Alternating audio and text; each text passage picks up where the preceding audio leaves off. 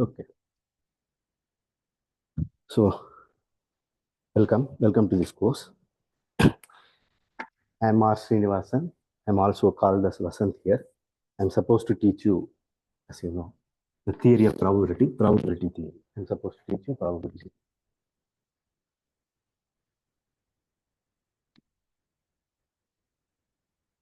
My handwriting may not be very nice. So if you have any problem, you tell me. Okay? When I talk, I don't concentrate on that. So it may not be very nice. So I'm supposed to do probability theory. This is a very active field of mathematics, which is active for the last, what I mean is the mathematics based on very pure mathematics, axiomatic probability is very active for the last more than 1 century. And it's still active. I mean, it's a lot of research being done even now in most universities throughout the world. And there are still a lot of open questions. And it's this has connections with other field of mathematics. For example, it has connections with functional analysis.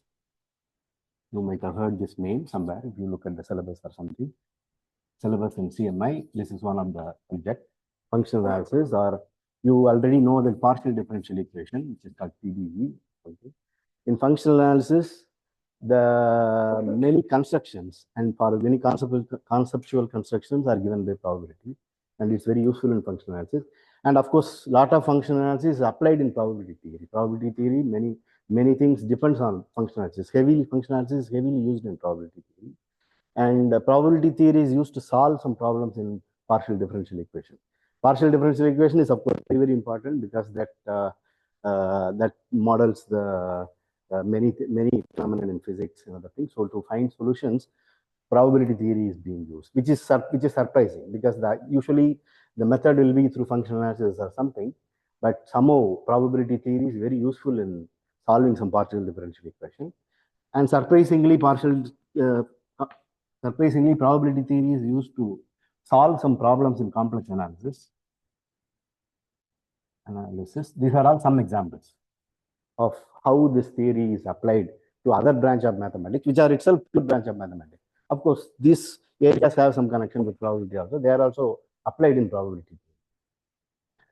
And also you should know applications that the probability theory is everywhere. It is used in physics. If you must have already read some statistical mechanics or something. So it's used in physics. It's used in all of sciences, biology. Many models depends on probability, and maybe even in all technology and in factory or some social sciences or something. Even in language studies, probabilities heavily used, and finance, of course, economics. It's there are many rules and laws which depends on probability.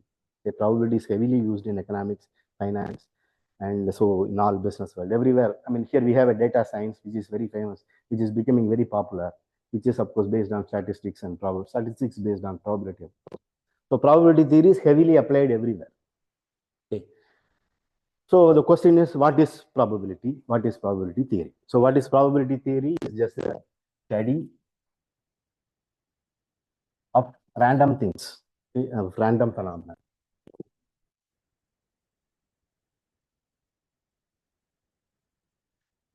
So what is a random phenomena? You observe something in nature, or you do some experiment. If it has more than one possible outcome, it's not certain that only one outcome is possible. It has more than one outcome. That's called random. Okay. So, for example, if you, of course, you all know that the elementary example of where probability is used is tossing a coin or something. So, if you drop a coin from some height or something, then if you compute the time it takes, then you know, using elementary kinematics, you can compute the time it takes to comes to the ground. So, which is you should think that is, well, I mean, you can always compute, and that is predetermined. So even you don't have to do the experiment. You know what would be the time taken from if you drop it from some height. But on the other hand, if you drop a coin from a height, it's not clear whether head will come or tail will come. So that is where the probability, that's what you call it as random. Okay? Similarly, with roll a dice, or if there is an election process or something, or if you draw a card from a pack of cards, then the result you get is random. Okay? When you don't know. When you don't know the result, it's random. The result, there are many possible outcomes. You cannot determine. So that's what I'm coming to the point. The thing is, even coin tossing is also, there is nothing random about coin tossing. Okay? If you clearly know whether you are keeping head or tail, if you clearly know with what speed you are tossing and everything, all the basic all the basic data, initial data, if you know every data, and you know the laws of physics. Now the laws of physics is you know how to compute. Then you will be able to determine whether it is head or tail.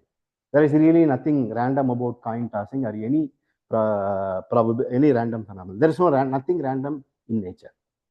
Okay? It is just we don't know the outcome. When we don't know the outcome, we call it random. Okay?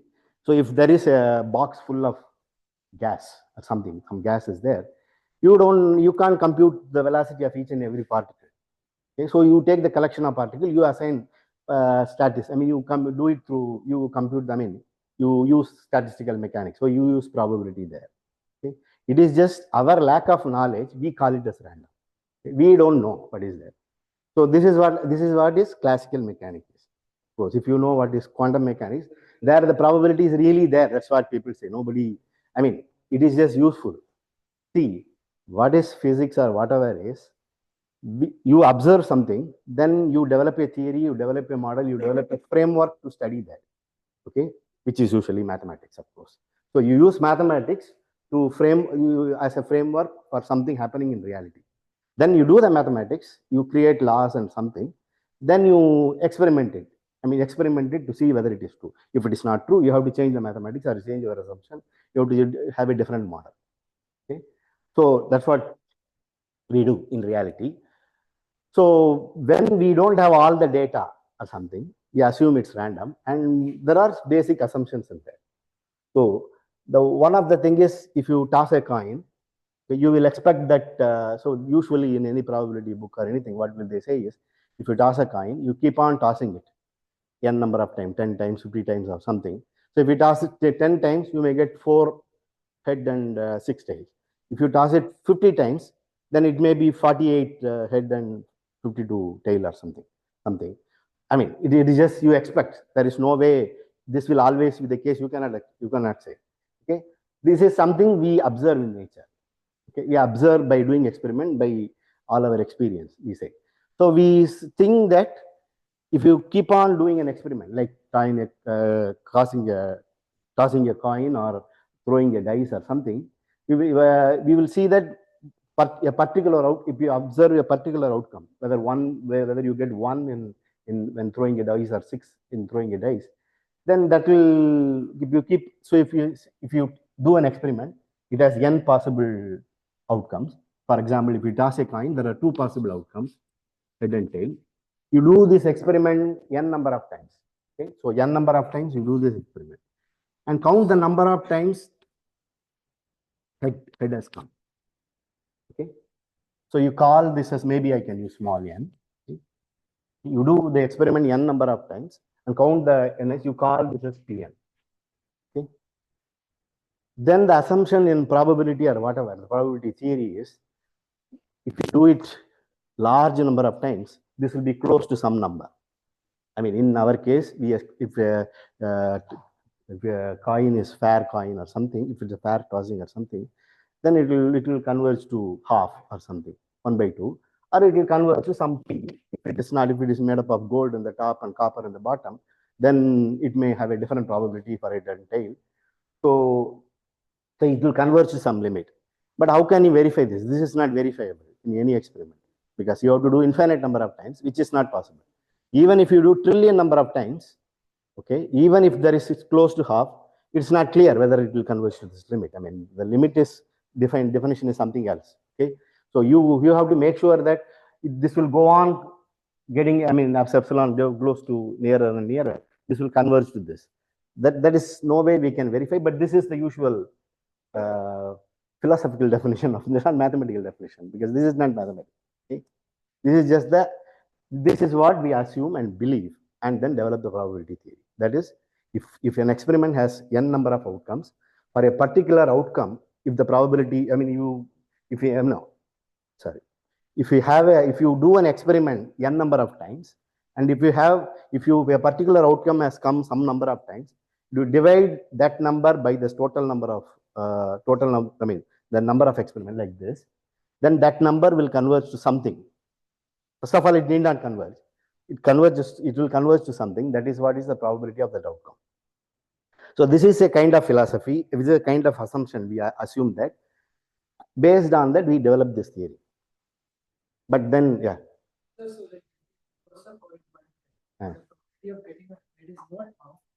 But if you toss it 1,000 times, the probability of getting 500. No, there is nothing like. If you toss a coin, the probability of hitting head is no. If you toss a coin once, no, that is a different experiment. Doing the same experiment 10 times, no, this is an explanation of probability. Your experiment may be tossing a coin 1,000 of times. That may be an experiment. That has different outcomes and different questions. Okay, this is like asking, tossing a coin 2 times. That has the 4 outcomes. Okay, head in the thing, tail in the, that has this many outcomes. Okay, this is a different experiment itself. Okay, this is a different experiment. Tossing a coin 2 times. This is not same as the tossing a coin. This is something else. The experiment is just tossing a coin. You have 2 outcomes, head or tail. So what is that P? This is just this is not mathematics. This is an explanation.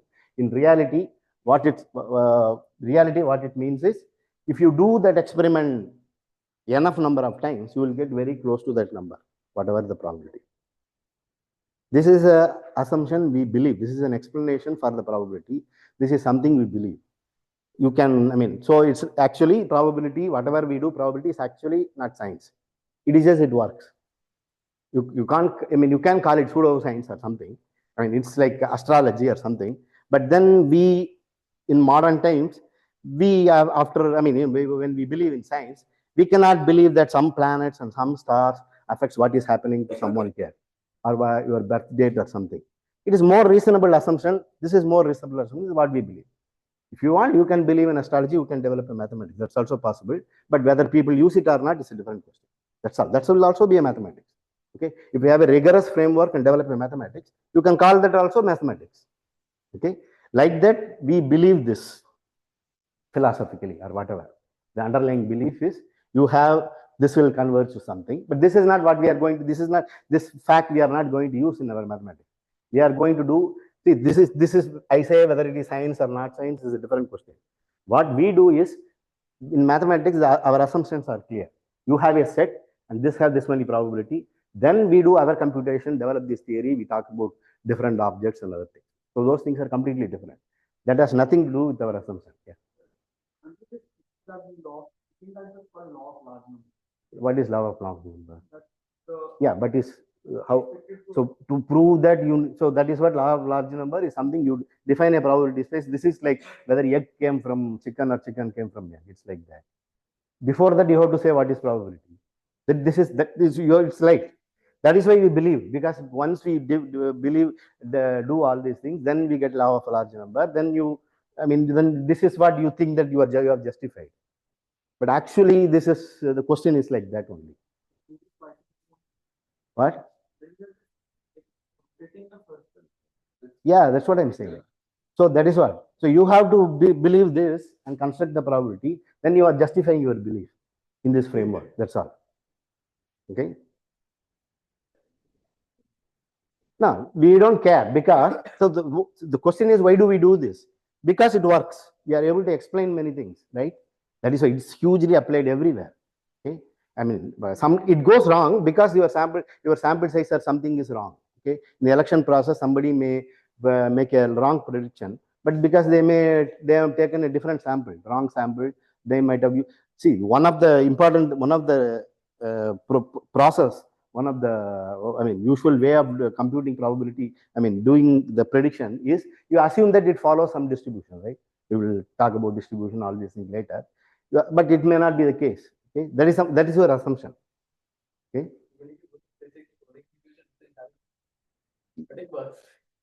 Yeah, that no, that is based on it. No, that's because you assume that exactly. You see the phenomenon, you postulate some law, and then using that create a mathematical framework, then it works. If it doesn't work, we have to change the whole thing. Exactly. Okay. So it's basically it works. It works means, I mean, in finance everywhere, it's being useful. And I mean, if, for example, if astrology is useful, you can use it.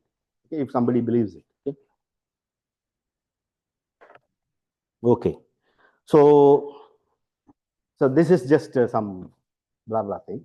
But what we want to do is math, of course. So let us just see some examples. So we have already given. So coin tossing doesn't mean you can, I mean, you just toss a coin or something. Even Schrodinger cat, which is inside a box, there are only two outcomes, whether it is alive or dead. That's also we call it as coin tossing. Okay? I mean, in mathematics. Whatever the experiment which has two outcomes, we call it coin tossing.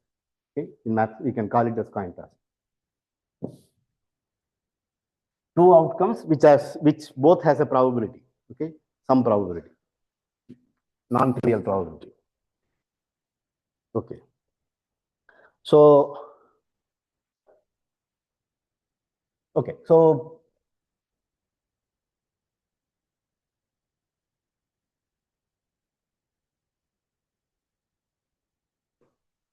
the most fundamental object in probability is sample space. Okay? We start with them. So when we do probability, the possible outcomes, we want to collect all the possible outcomes. So mathematically, we don't really care about whatever we talked about, all these things. We don't care about that. We start with the sample space. So this is a set, just a set. Okay? We can have any abstract set, but usually we will not have an abstract set. We will have numbers 1 to 10, 1 to n or something, or 1 to infinity or something, or you have an open interval or closed interval, you have a complex plane. You can have anything. It's a mathematical set. Okay, set means you can have anything in that set. Okay, like our chief minister or all this, you can put anybody in anything in that set. It's not like that. It's some mathematical object which we use. That's what usually will be. Okay, so this is just a set. We call it a sample space. Okay? This is all possible outcomes. So when you do an experiment, you should take all possible outcome. Maybe it's not possible. Still, you can have it. Doesn't matter. Yeah. This is omega. You have a doubt about it? This is omega, right? Omega. Capital omega. Small omega is different. No? Yeah. Yeah. Greek omega. We can use any other letter. Yes, we can use if you want. No doubt about it. Yes is the sample space. Huh? Yeah. Yes is the, we can use yes, but I may forget and start using omega somewhere. Okay, that is the problem. Okay, omega is our sample space. Okay, this is all possible outcome of an experiment. So we do some experiment. This is all possible outcomes. Okay, I mean, this is a representation of all possible outcomes. Okay, you may have a number of telephone calls. You don't write all the head or tail. Instead of head or tail, you will just write 0, 1. Okay? If head 0 means head, 1 means head. So we will just we will represent it as numbers. So this is all possible outcomes. So if you throw a dice, it will be 1 up to this. Or if you have a pack of cards, then you can have one. I mean, you can take, I mean, there are two different things happening, no, in a pack of cards. It can be number up to 1 to 13 or something, or it can be diamond, heart, or something. So you have to have a different representation for that. Okay. So you can write it as a tuple or something. You can write it like 1 up to 13 cross 1 up to 4, for example. This will be the sample space. So it depends on what you want to work with.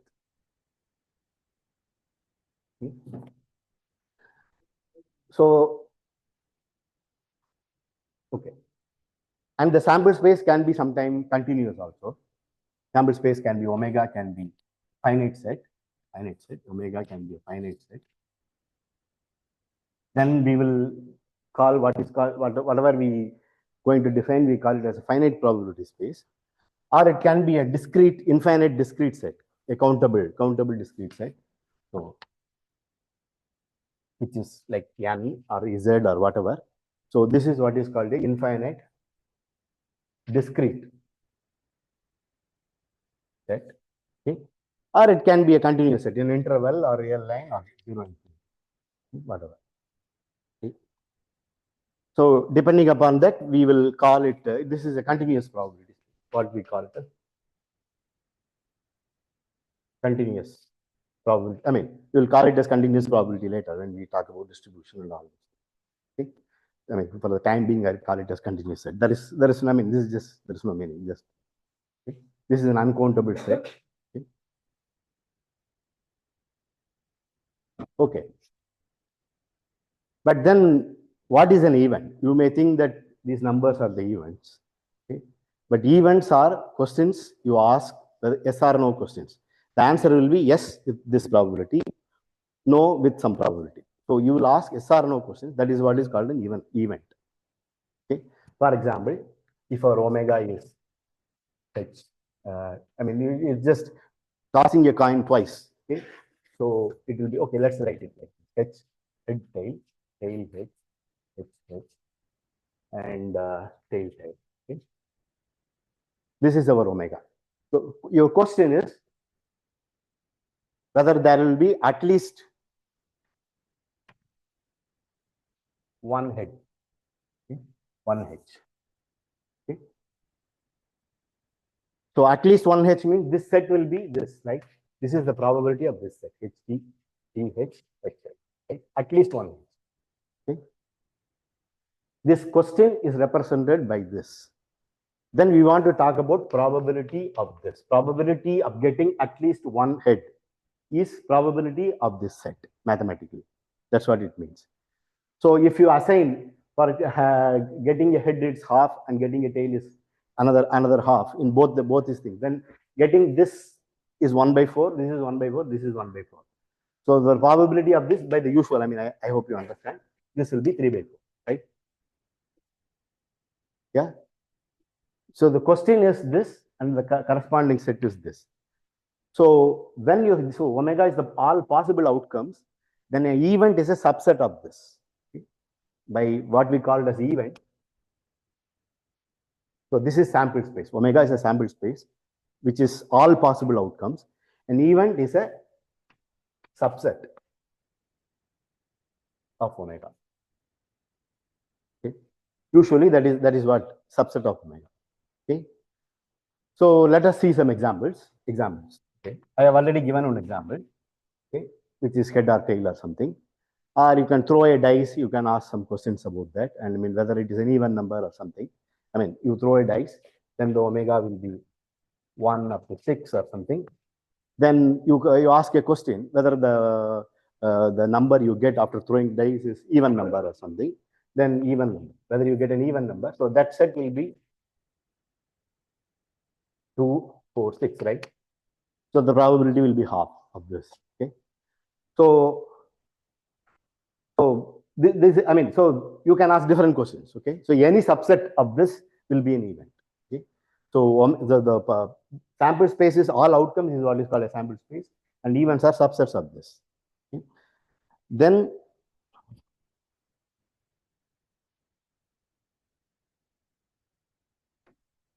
for example, we can have a different situation. Suppose how many phone calls you receive in a particular day or something, okay, or in a particular interval or something. So then the sample space will be, I mean, it could be anything. We don't know. Maybe it's any number. If you don't have an upper bound or something, or you have some event which has a number, the result is a number which has a no upper bound, then it will be all of them, right? The whole of natural numbers will be the sample space for that. Okay? And any event will be a subset of that. Or you can ask example 3, if you can ask the question that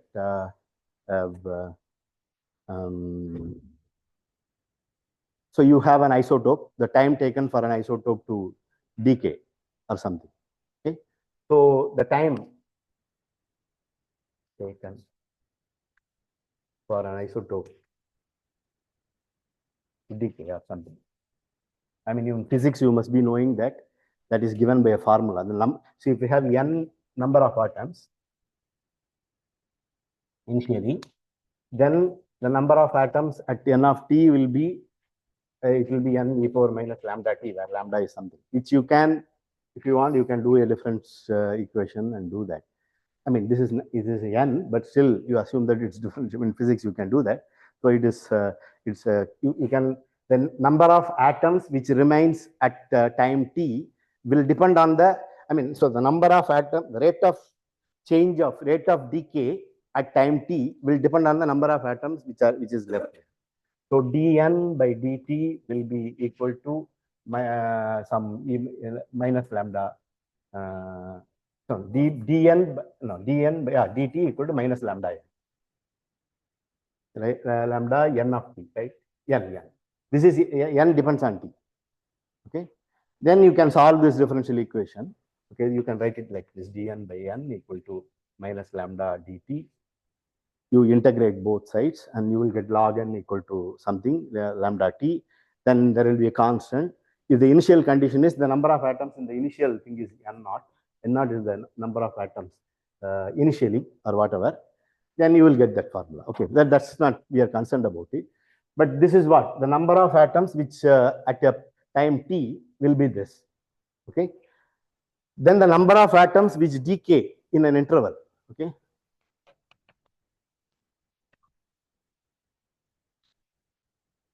In an interval t1 to t2 will be this n of t2, the number of atoms which remains, I mean, n of t1 minus n of t2. Okay. So which will be n naught into e power minus t1 lambda t1 minus e power minus lambda t2. Okay. If you do this, you will know that the number of atoms decay at a point time t is 0. Okay. This is something, see, the number of atoms decay at any point, any time, I mean, this is not I want to say. I want to say, talk about the probability.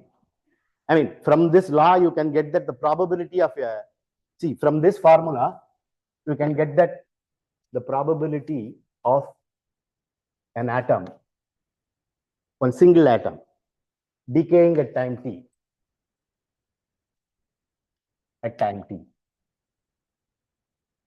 I mean, decaying, between the time interval t1 to t2, okay, will be the number of atoms, I mean, remains in the, if you use that formula, that will be, the n naught will go away. N naught is the initial one. You have to divide it by that. That will be e power minus lambda t1 minus e power minus. Okay, that will be the probability. It decays in this time interval. So the probability of an atom decaying at some point, time t, is 0. Now, that is what I want to talk about. Okay. So the probability of an atom decaying at time t equal to 0, because t1 is equal to t2, so this will be 0. Okay. So the probability of an atom decaying at, I mean, precisely at a time t is 0, but still in an interval, it is not 0. Okay. So this is what something not funny, something about continuous probability, because the number of points in an interval is uncountable. And whatever the probability we do, we are going to define it, probability function. We haven't defined probability function. So it is only countably additive. Okay. So it has, it's not uncountably additive. Okay, whatever I'm going to define, I'm going to define what is countably additive, what is additive. Okay, it's not uncountably additive, it's only countably additive. So even to each point, so if you have a if you have, I mean, it's like you have a whole real number. If you have the whole positive real number, something, and you want to pick one number from this, the probability of picking a particular number is 0. But still, probability of picking something from an interval will be something positive. Okay. So that's because the probability space is continuous, and that has to do with the uncountability of this number system, this real number system. Okay. So this will not happen, of course. If every single point has in the both in this discrete probability space or in the finite probability space, if the each probability of a single point is 0, I mean, we have to say what is the probability of single point. Probability of a single point is probability of this singleton set. Okay, because probabilities are set. I mean, to be mathematically precise, that is probability of a set. Probability of singleton, if it is 0 in a discrete probability space, then the probability space, I mean, everything will be 0. That is not possible. Okay, of course something has to happen. That will not be possible. Okay, but here it can happen in a continuous probability space. Okay? So for that, so because of this, there is another problem with this is whether we can assign probability to any set. That's also a question. Okay? So we will come to that. Before that, we talk about some of the basic properties of probability, which is very clear to us. Yeah. No, nothing. Okay. So the basic properties of the probability is, I mean, which we are going to assume, which is part of the axiom, which is very reasonable, of course. If we have two sets, this is one event, A1 contained in omega, and A2 contained in omega, and they are disjoint. That is, if this happens, this will not happen, this happens, this will not happen, okay, in reality. Okay, that we represent it as A1 intersection A2 is empty. This is for empty set. This is my empty set. Okay. So if that means this represents an event, this represents an event, and if this happens, that will certainly not happen. If you get a head, you will not get a tail. So if we get, I mean, there are other examples. Okay, so that means these two sets are disjoint. That is equivalent to saying these two sets are disjoint. Then probability of, so then union A1 union A2. This represents either A1 happens or either A2 happens. Okay, this is either the event. A set corresponds to event. So I hope that's clear to everyone. Either the event A1 happens or A2 happens. One of them.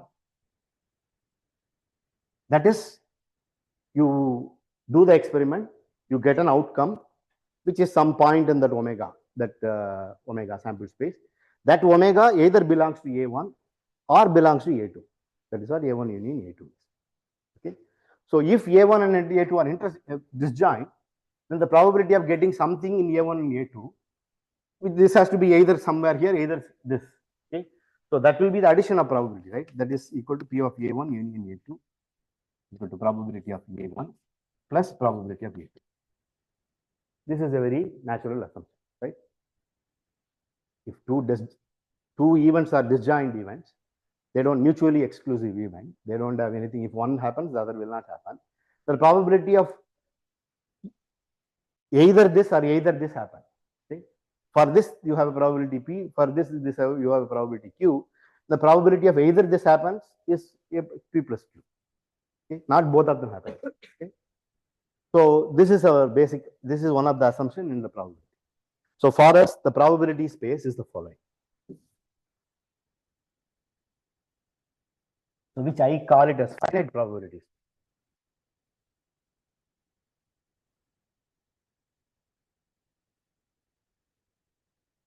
Probability is, okay. Omega is a finite set. That is, you can call it as 1 up to 1, 2 up to. Omega is a finite set. And you have a function, P is a function. P is a function. I mean, this P of omega is the power set, all subsets. Okay? Power set of omega, collection of all subsets. Okay? Then probability, the probability function. Okay? This probability function.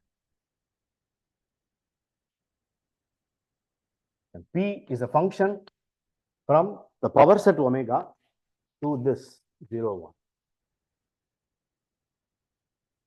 Okay. Such that, of course, this is all subset. So this will have empty set also. I mean, you know that if you do an experiment, there will be an outcome. Okay, that you know. So the probability of empty set is 0, and probability of whole set. So there should be some outcome which will be, you have collected all the possible outcomes. Okay, that is what is omega is. So something in omega is going to happen.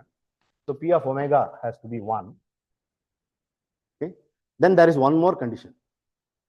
That is, if A1, A2 are two sets in P of omega, and A1 intersection A2 is empty, then P of A1 union A2 equal to P of A1 plus P of A2. Okay. So whatever we talked about, coin tossing, all those limit converging, all those things you can forget. Okay. To do mathematics, we develop a theory which is mathematically, mathematically we develop a theory means it's very precise. Okay. There is no ambiguity. Even in physics, something may change, but once you prove a theorem, it's secure for years to come, unless the logical reality change. Okay, because you prove a logic. Okay, so for us, a probability space is this. You have a omega, which is a finite set, and you take the power set. Probability function is a function. It's a function, ordinary function. You know what is a function, which is well defined. Every point should have a number assigned to that, and it should be unique. It's well defined. Okay, that's what a function is. Okay, and because it's I'm sure all of you know this, but since it is first year, I am just saying what a function is. Okay, so you have a function from P of omega to 0, 1. Okay, which is a well defined function which satisfies these three conditions. Empty set is 0, whole set is 1, and then it's additive over disjoint subsets. Okay, this is what is a probability space. We usually represent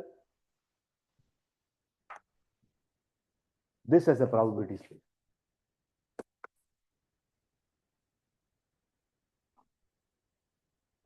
Since the set is finite, omega is finite, we call this as, we have a omega, we have the power set, and this is what is, and we have a function defined on that. Is a finite probability. A finite probability space. Okay. And by induction, you can immediately see if A1 union A2 union A2 is A1 union A2 union A2. If you apply this induction, it is clear that A1 union up to AN equal to P of summation I equal to 1 to N P of AI if AI intersection AJ is empty for all I. This is notation for all. I hope you are used to all this thing. For all I not equal to J. You have a collection of set, finite collection of set A1 up to AN, such that AI intersection AJ is empty whenever I is different from J. Then probability of this union is summation of this union. This follows from that finite addition. Okay. So this is what is called a finite probability space. Examples, so you can, you will get more examples. We'll talk about more examples in the coming classes. The example, of course, you can roll a die, you can take a pack of cards, you can do any experiment. I'm sure you have learned all these things in your higher secondary. Okay. So, to define a finite probability space, this is what you need. Yeah. Do we need to define the power set, or is it already defined? Power set is all subsets. That's what is defined. My question was like, when you are writing it, why do you write the power set? Because it's not already defined. Because later we will not take power set. I'm writing it because later we will replace power set. Because this is for finite probability. So to make it consistent, I'm writing the power set. You can just write omega and P. In fact, you don't really need this. You don't need to define it from P of omega to 0, 1 for a finite probability space. It is enough you define this, right? P of singleton. I use this is okay, omega. If you have a problem, singleton omega, you call it as P omega. Okay, for all omega in omega or W, whatever. Okay, this is our big omega. This is small omega is an element here. Then you know the probabilities of this. Then you know the probability of every set. You can just add over all the elements of this, and you can find the probability of any set. So you don't need the definition. You need a function from omega to 0, 1. That's what you need here. But to be consistent, because I want to define it for continuous probability also. Okay, I want to define it for sets. Okay, so to be consistent, I'm just defining like this so that you have the intuition for that. Okay, it will be consistent. This is just that probability space, continuous probability space is just a generalization of this. Okay. Pairwise disjoint, that's what I said. A intersection AJ is empty. AI intersection AJ is empty whenever I not equal to J. That is pairwise disjoint. No? That's the definition of pairwise disjoint. Yeah. Any two set is disjoint. That's all. Okay. Okay. So this is what is our finite probability. Okay. It is just you have a so you just need omega and you have a function. Okay. And I forgot. P of omega is one, which is imply. I mean, you will just need a function, or this is given by this. P is a function from omega to. You can have this 0, 1, such that P of all those omega, summation omega in omega, which is just a finite set, so you can add. There is no problem. Equal to 1. If you have any such function, then you can define this. Okay, by adding a probability of each point in a set, you can do this.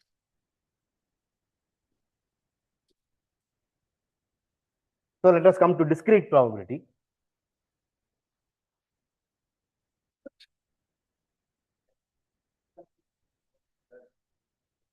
If and only if there is no reason.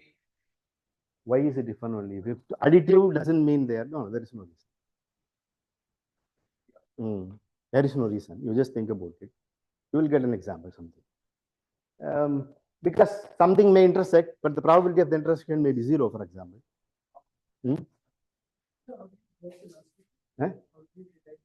This one.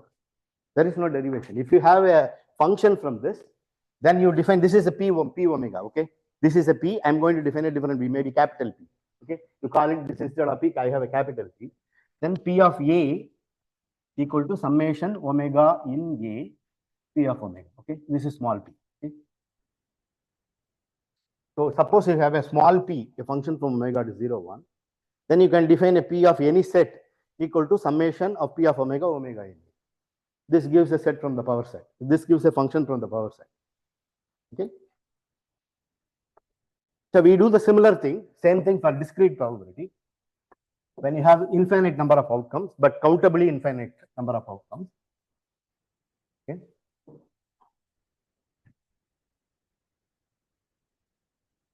So suppose, so this is second example. We call it as infinite. Of course, infinite. I mean, when I say a discrete, it is possibly infinite, possibly finite. Okay, you can. So this is just discrete probability.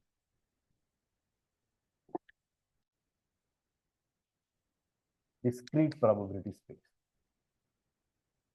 Here omega, it may be finite, doesn't matter, but it is just discrete like this, 1, 2, 3, so something like that.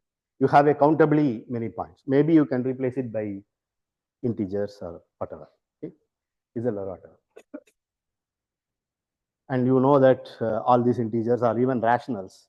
Okay? Rationals are not discrete, but still they are countable. Okay?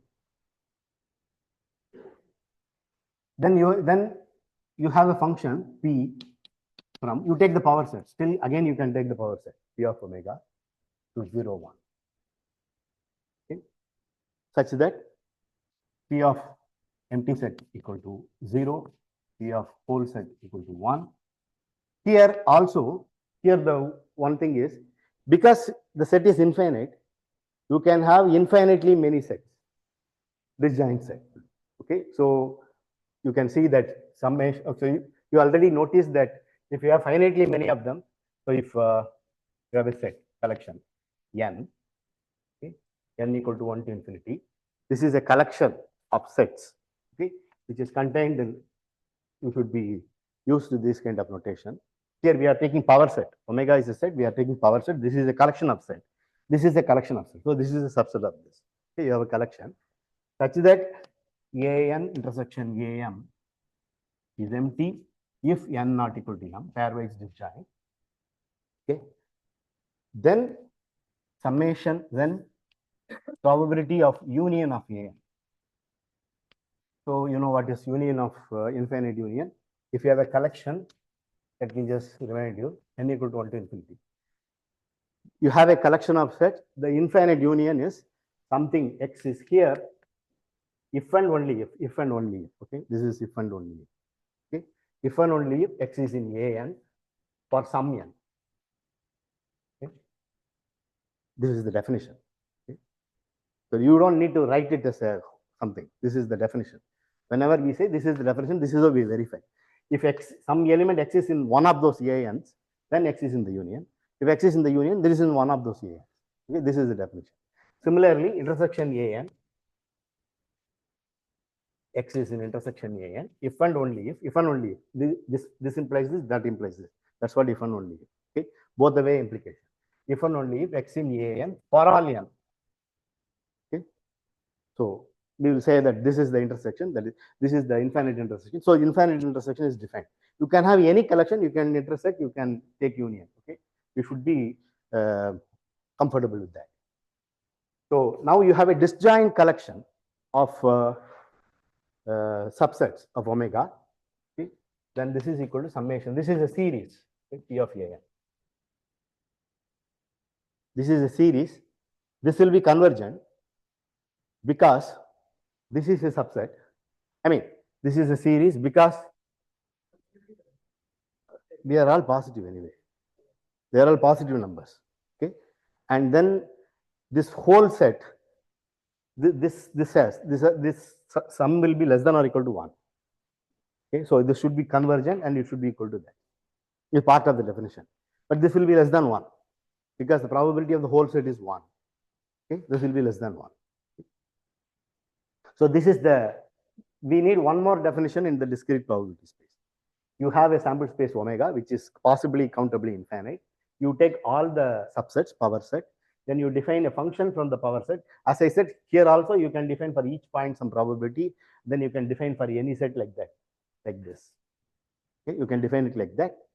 And then probability of union of n equal to 1 to infinity, this is satisfied. I mean, apart from these two, one more condition. This is not, that is additive. This is what is called additive, where I have written. This is what is called additive. Additive property of probability function or probability measure, whatever you want to call it. Okay, this is what is called countably additive or sigma additive.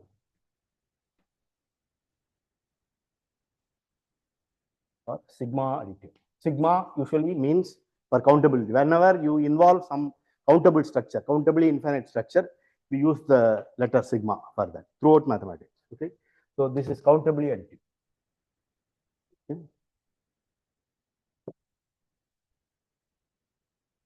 So then this and power set P of omega.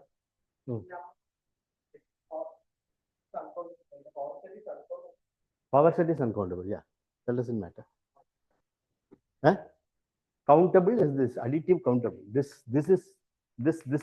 collection is. This property is called countably additive. This property, you take a countable collection, that is additive. If you take an uncountable collection, it will not be additive. So it's not uncountably additive, it's only countably additive. No, n goes to countable. You have a countable collection, n equal to 1 to infinity. You have a countable collection, which are mutually disjoint, okay, pairwise disjoint. Okay, then this is pairwise disjoint. Then probability of the union is the sum of the individual probability.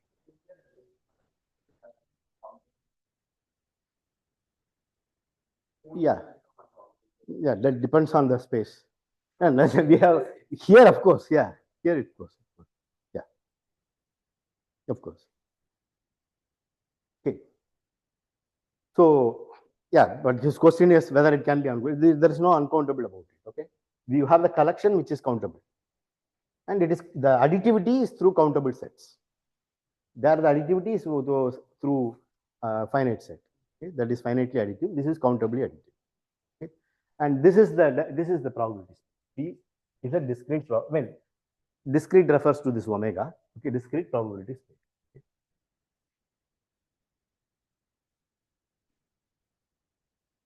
Okay, so examples, you can think about example, getting a telephone call or whatever.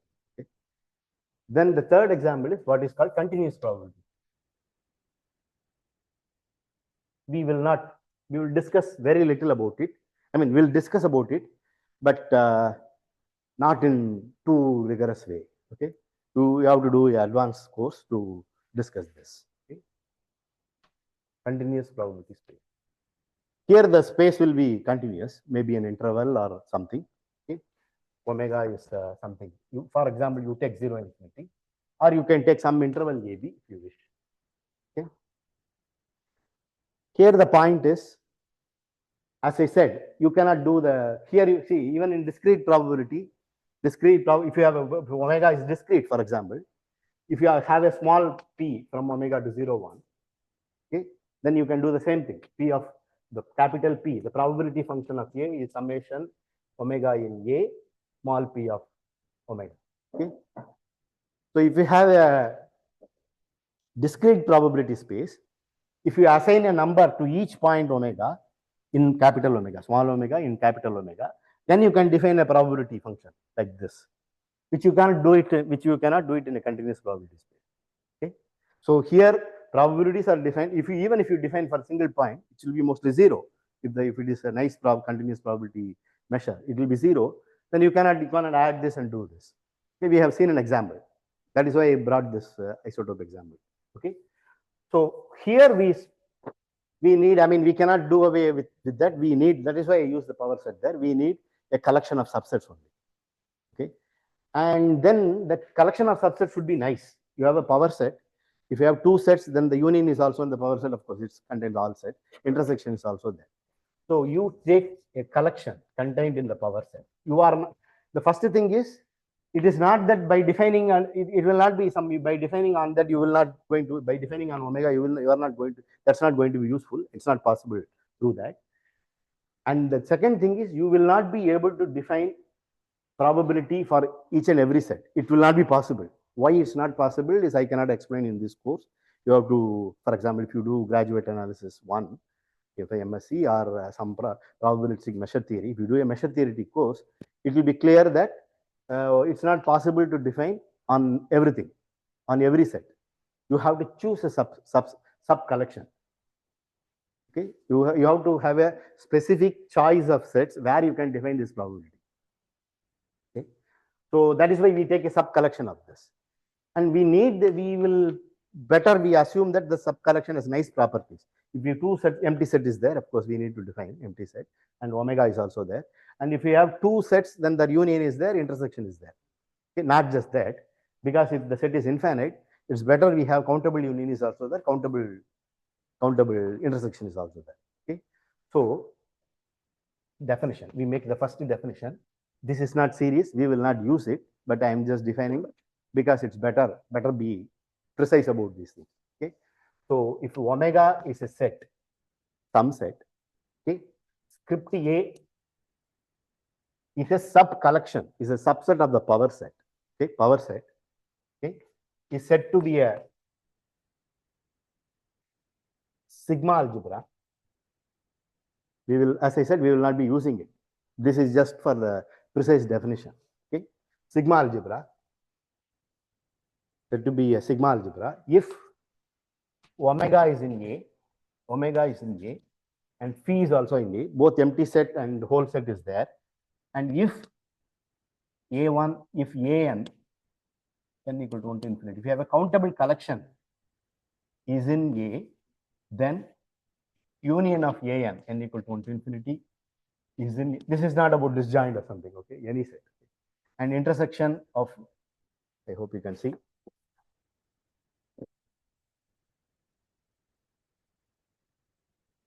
is also in A, and intersection of n equal to 1 to infinity An is also in A. Okay. You have a countable collection, the countable intersection, countable union is also in A. That's all. Okay. This is what is called a sigma algebra. Okay. Then the probability measure is a function from the sigma algebra to 201.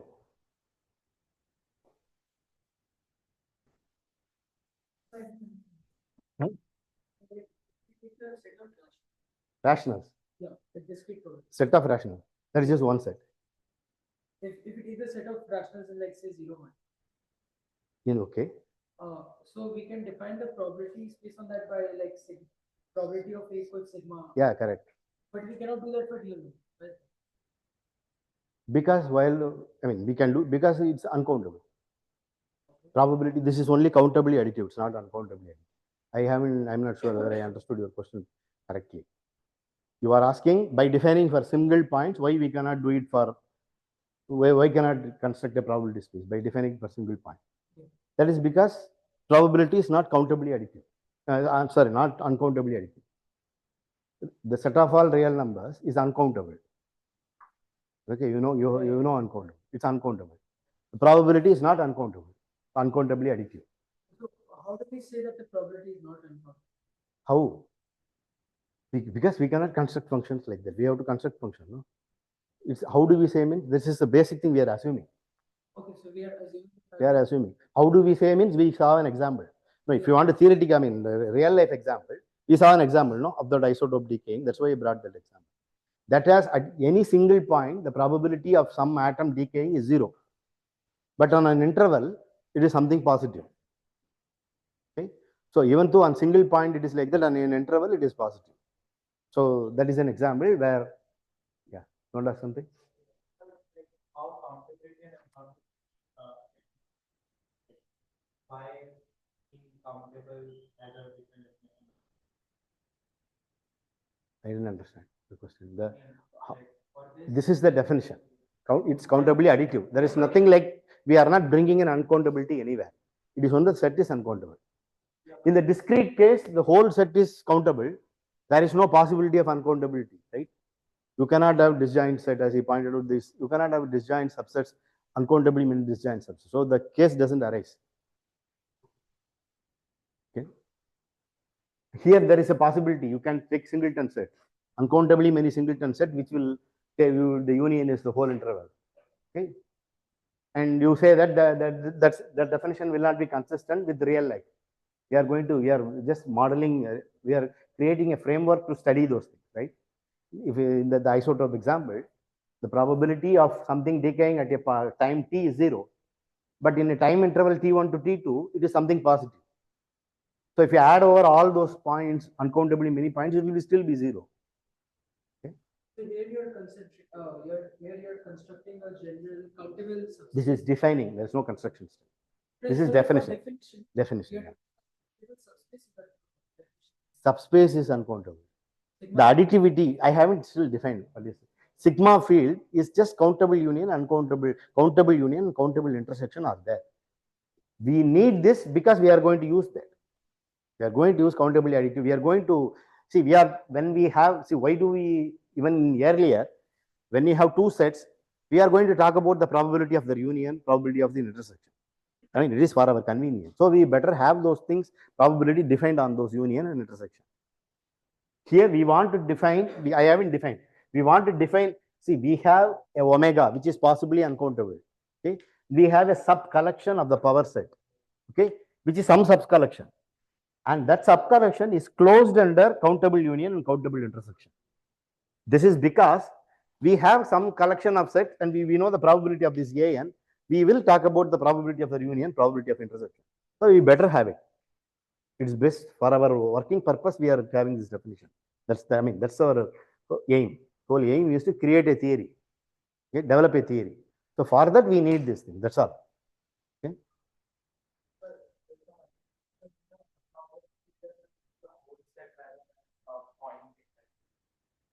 We are taking subsets. Yeah. But with points we cannot do. That is the reason. I mean, if you are doing with discrete probability or finite probability, we can talk about each single probability of a single point and work with that, which is not possible. Okay? So that is why we have to talk about. And in general, an event is the subset. We can ask different questions. We need not talk about probability of a single point. We can talk of, if you have a pack of cards, you can say what is the probability of getting a diamond. Okay. Then there are how many possibilities? 13 possibilities, right? 13 possibilities out of 52. Okay, so the probability will be, so that is 13 by 52. It's not, so it's not just single point which matters. It's a subset which matters there also. So in general, an event is a subset. Single point is also an event. You just take the singleton set. That is an event, which will be 0 in this kind of continuous probability space.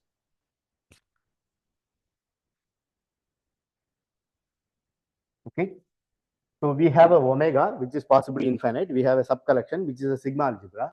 Okay, omega is set and E in P of omega. is a sigma algebra. By sigma algebra, we mean countable union and countable intersection. It's closed under countable union and countable intersection as we have defined. Then P from A to 0, 1 is a probability measure. A function is a probability measure or function, okay? Doesn't matter. You can call it measure. If P of this is 0, P of omega is 1, and if an is contained in script A and an intersection am is empty, if m not equal to n, then P of union of an is summation P of a. It is countably additive. That's all. So any countably additive function defined on a sigma algebra is what is a probability measure. This is the definition, but we are not going to use any of these things, sigma algebra and all those things. Okay. But rather, when we deal with continuous probability function, we will deal with intervals only. That is what we did in that isotope example. Okay. So what is the probability of some atom decaying in some particular interval? Where is integral coming here?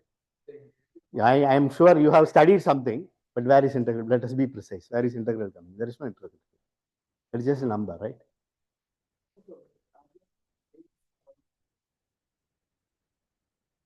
That's true, but that is integral of what? Why?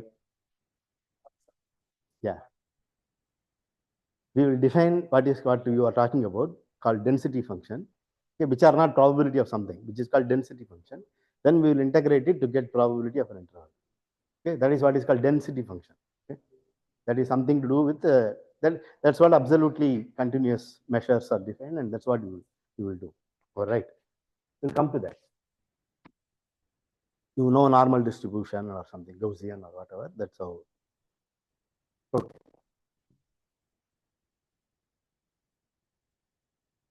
So whenever we do mathematics, it's better. Whatever we know till now, we will talk based on that. Okay? I mean, we will go to more advanced things, complicated things. Okay? But till now, we don't know anything. We just know this. Okay?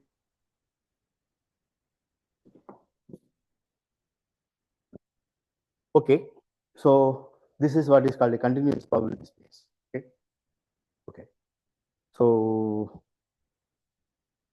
there are more properties. You have additivity, you have countable additivity, which you have defined. So if maybe let us just if we need more, we will derive it at that time. Okay. If A is contained in B, I mean we assume that for the time being we have some probability based space. Okay. Omega A P is a probability. It can be continuous or discrete, finite, doesn't matter. Okay. If it is discrete, this is going to be all sets, power sets. A is contained in B, then of course B equal to B intersection A union B intersection A complement, right? You can argue it out. If something is here, it has to be one among them. And I mean, if omega is A union A complement, then you can use the distributive law to get it if you want. Okay, so this is clear. But these two are disjoint because something is here means it has to be in A, something is it has to be in A complement. So these two are disjoint. That is clear. So this implies that probability of B equal to probability of B intersection A plus probability of B intersection A complement. Okay. But B is A is yeah. So, but this is just A.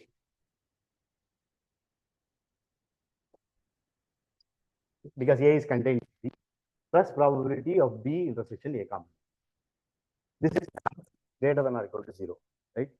So this implies A is contained in B implies P of A is less than or equal to, which is of course, if we have a smaller subset, it will have smaller probability, is clear. We are just deriving it from the axioms of probability, from our basic assumptions. Okay. So this property is what is called monotone property. We will recall it and use it. Okay. This is what is called monotone property. If A is contained in B, then probability of A is less than or equal to probability of B. Probability A is less than or equal to probability of B. There are more properties like with complement and other things. If we need it, we will recall it and we will prove it side by side. Okay. Okay.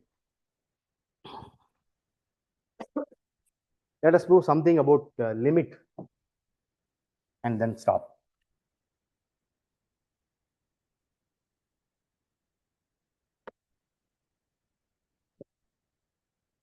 So since we should prove one slightly non-trivial theorem, it's actually trivial, slightly non-trivial theorem. I hope you are comfortable with this word, probability space, which means we have a sample space omega and we have a collection of subsets, which is a sigma algebra, which is closed under countable union, countable intersection. P is a countably additive function defined on this A. Okay. And if you have AN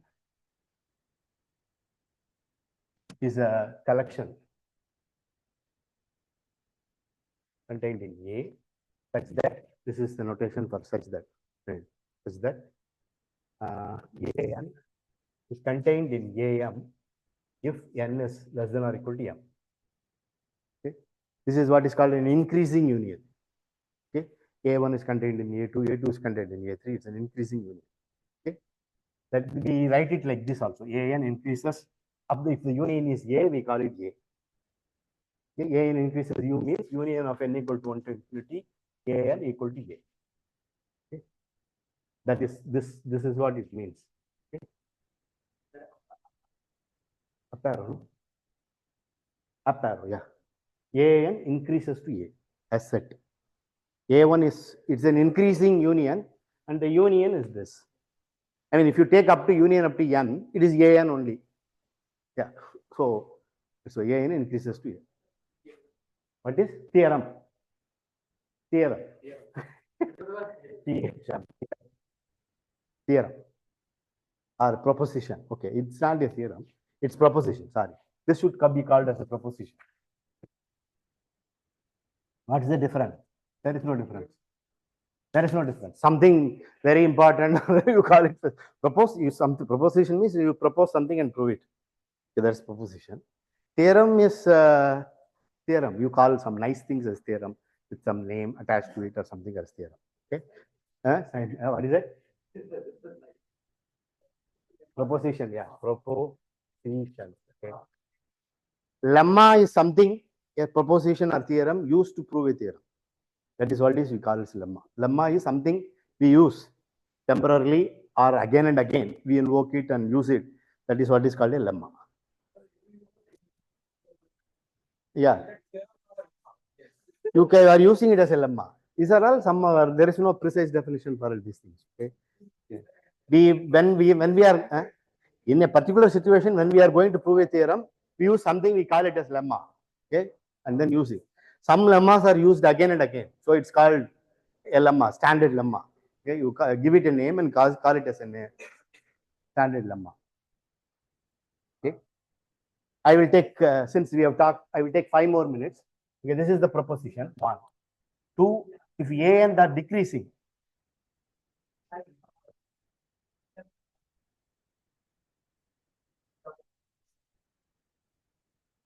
okay, then intersection AN equal to A. Okay. Oh, no, I haven't said what is the statement. Okay, I'll come to that. Okay. Then P of A equal to limit of this.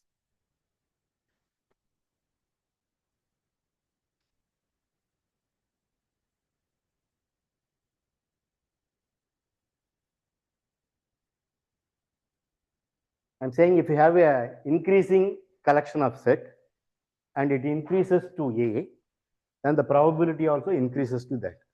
Okay. The supremum, this is supremum, of course.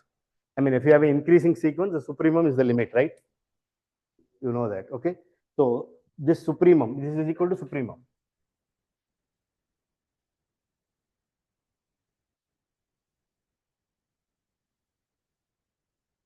Change this.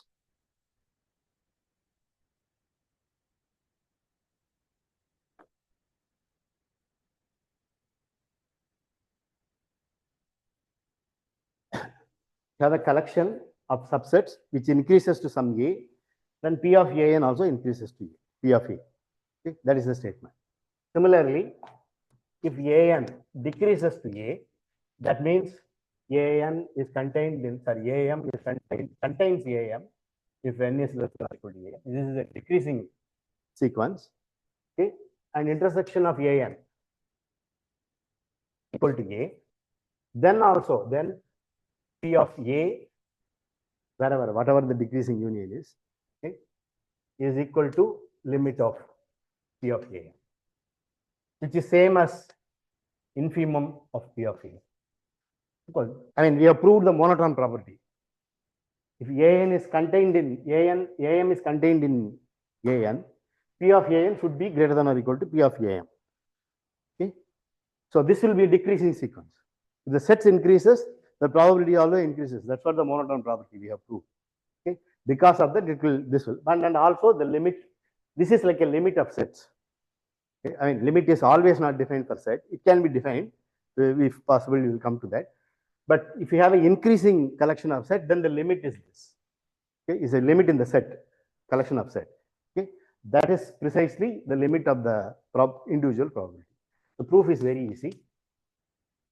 Okay, you define Bn equal to AN minus AN minus 1, which is, this means, you know, this minus set minus by definition. This is the definition. Okay.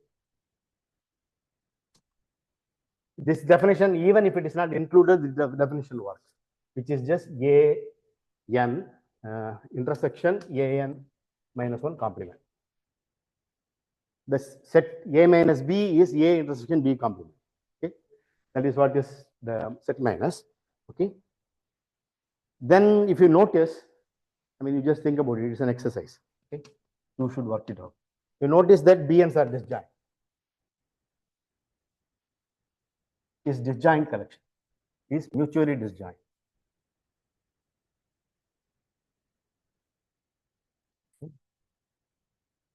That's because if you have Bn and Bm, either n is greater than or equal to m, so Am should be greater than An, bigger than An.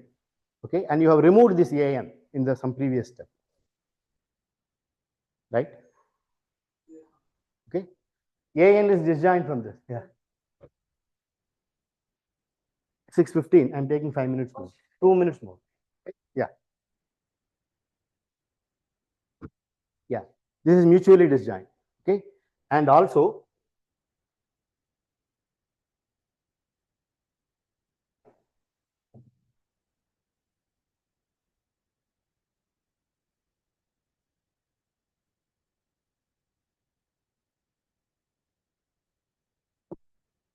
union of An equal to union of Ni k equal to 1 to n bk. You verify these two things. It's very easy. I can do that, but it's better you do this. Huh? Yeah. But that's what I mean. How you have to prove it? X is here, X is here, X is here. Then when you assume X is here, X is in An. Okay. Then X is in one of these things. Okay. And you have to prove the other way also. That is what it means by this is equal to this. This is something you should practice. If you already practiced many times, you don't have to do. Otherwise, you should do it. Better do this. Okay. So this is this. So union of An